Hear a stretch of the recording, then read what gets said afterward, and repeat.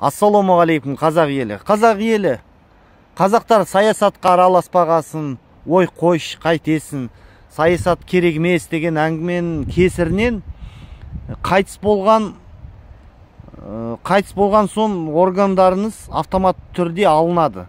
Бұл деген сіз өлгенде сіздің рұқсатынсыз мынау өкпе, бауыр, жүрек.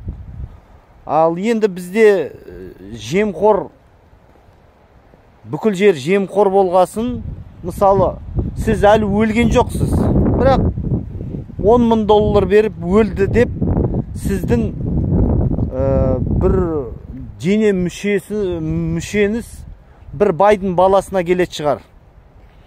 Қаны, бүкіл.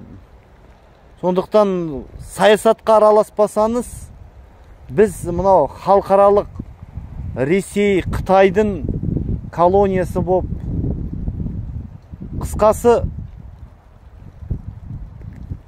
жер қазақтық емес, мемлекет қазақтық емес.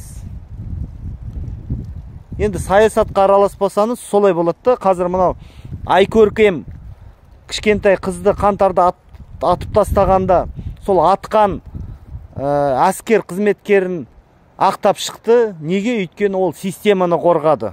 Оны Тоқаев соттатқызбайды, өйткені ол әлі атуға